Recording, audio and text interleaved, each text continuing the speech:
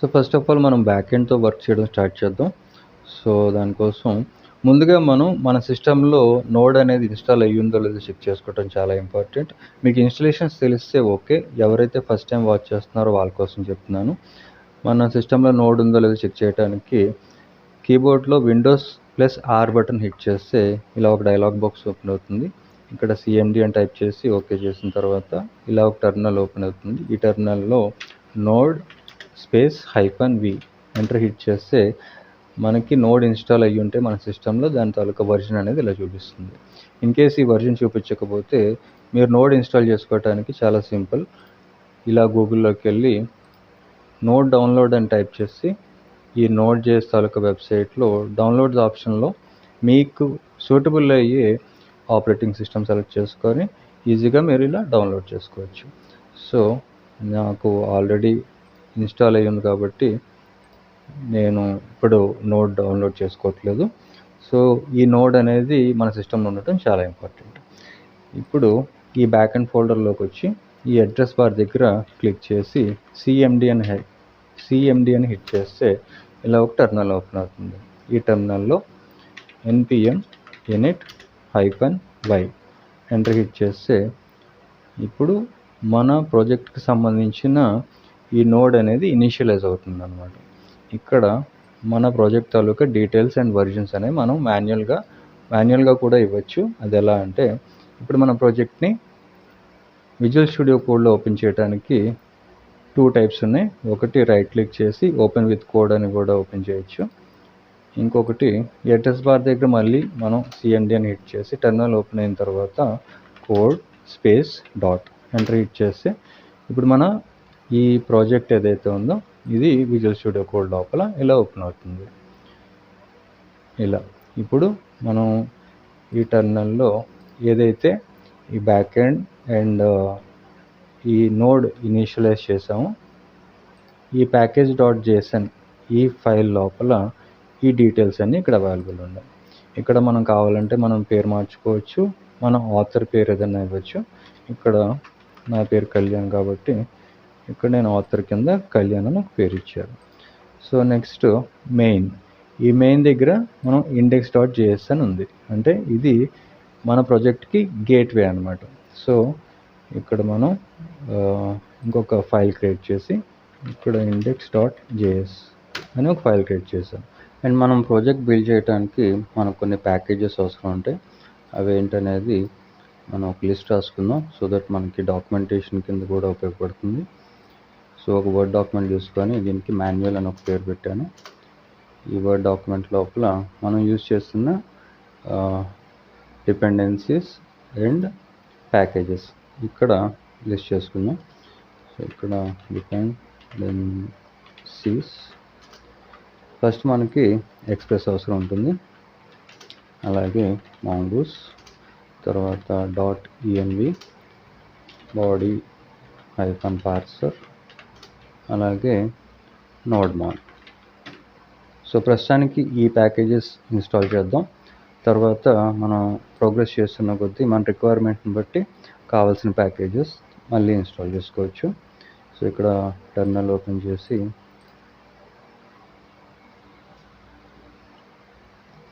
Make sure మనం ఈ current ప్రాజెక్ట్లో ఉండటం ఇంపార్టెంట్. ఇక్కడ మన ప్రాజెక్ట్ పేరు బ్యాక్ ఎండ్. సో ఈ బ్యాక్ ఎండ్ ప్రాజెక్ట్లో ఉన్నాం. ఇప్పుడు మనం ప్యాకేజెస్ ఇన్స్టాల్ చేసుకోవడానికి యూజ్ చేసే కమాండ్ npm i లేదంటే npm install.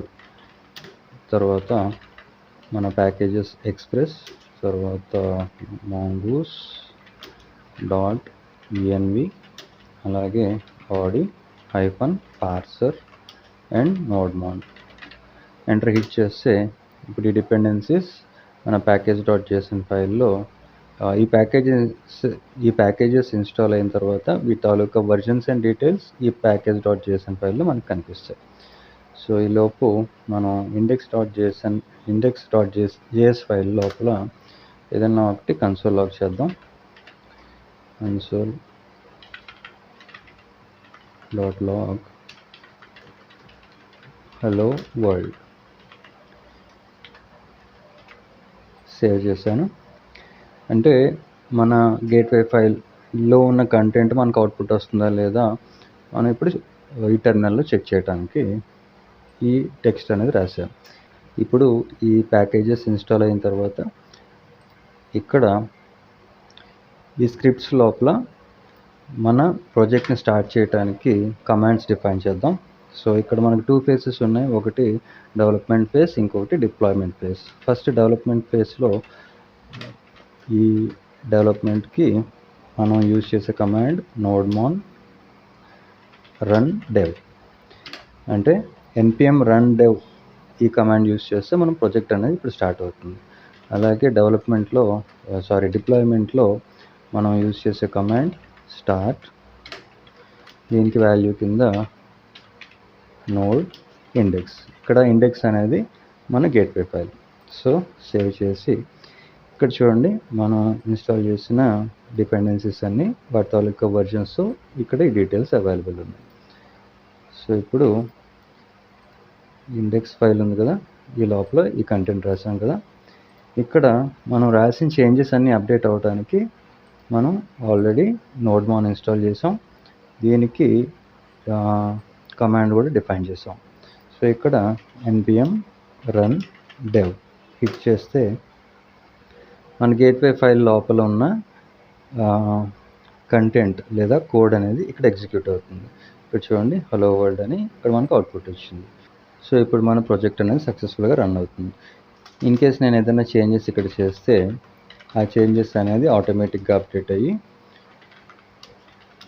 ఇలా మనకి సేవ్ చేయగానే ఇలా అవుట్పుట్ చూపిస్తుంది. సో ఇది nodemon వల్ల మనకి ఉన్న ఉపయోగం. అంటే nodemon మన అప్లికేషన్ ఎప్పటికప్పుడు మానిటర్ చేస్తూ ఆ చేంజెస్ని అవుట్పుట్ కింద మనకి ఇలా డెలివర్ చేస్తుంది. అండ్ నెక్స్ట్ స్టెప్లో మనం ఒక సర్వర్ క్రియేట్ చేసి మనం డిఫైన్ చేసిన రౌట్ హిట్ చేసినప్పుడు ఈ సర్వర్ ద్వారా మనకు ఒక రెస్పాన్స్ వచ్చేలాగా ఒక కోడ్ రాద్దాం. సో దానికోసం కాన్స్ట్ ఎక్స్ప్రెస్ అనే ఒక వేరియబుల్ తీసుకొని మనం ఇన్స్టాల్ చేసిన ఈ ఎక్స్ప్రెస్ని ఇంపోర్ట్ చేసుకోవడానికి రిక్వైర్ ఎక్స్ప్రెస్. ఇలా ఇంపోర్ట్ చేసుకున్న తర్వాత ఇంకొక వేరియబుల్ తీసుకొని కాన్స్ట్ యాప్ అనే వేరియబుల్కి ఈ ఎక్స్ప్రెస్ నుంచి వస్తున్న మెథడ్స్ అన్నీ ఈ యాప్ వేరియబుల్కి అసైన్ చేసాం. అండ్ నెక్స్ట్ స్టెప్లో మనకు ఒక పోర్ట్ నెంబర్ అవసరం ఉంటుంది. So const port is equal to for example 4000 అనే ఒక పోర్ట్ నెంబర్ తీసుకొని ఈ పోర్ట్కి అసైన్ చేశారు. తర్వాత మనం సర్వర్ స్టార్ట్ చేయడానికి app.listen ఈ మెథడ్కి పారామీటర్స్ కింద ఒకటి పోర్ట్, ఇంకొక పారామీటర్ ఒక కాల్ బ్యాక్ ఫంక్షన్. ఈ కాల్ బ్యాక్ ఫంక్షన్ మనకి ఒక అవుట్పుట్ ఇస్తుంది. ఈ అవుట్పుట్లో ఫర్ ఎగ్జాంపుల్ console.log ఇక్కడ బ్యాక్ టిక్స్ తీసుకొని, ఈ బ్యాక్ టిక్స్ ఎందుకు తీసుకుంటున్నాను అంటే డైనమిక్గా ఈ వేరియబుల్ని ఇక్కడ పాస్ చేసినప్పుడు ఆ వేరియబుల్లో ఉన్న వాల్యూని అవుట్పుట్ చేయడానికి ఈ బ్యాక్ టిక్స్ తీసుకున్నాను. సో ఇక్కడ సర్వర్ స్టార్టెడ్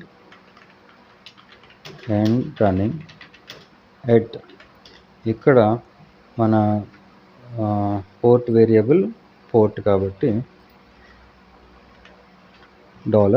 $port. సో డైనమిక్గా ఈ వాల్యూని ఇలా పాస్ చేశాను. సో ఈ డైనమిక్ వేరియబుల్స్ని పాస్ చేయడానికి ఈ బ్యాక్ టిక్స్ ఉపయోగపడతాయి.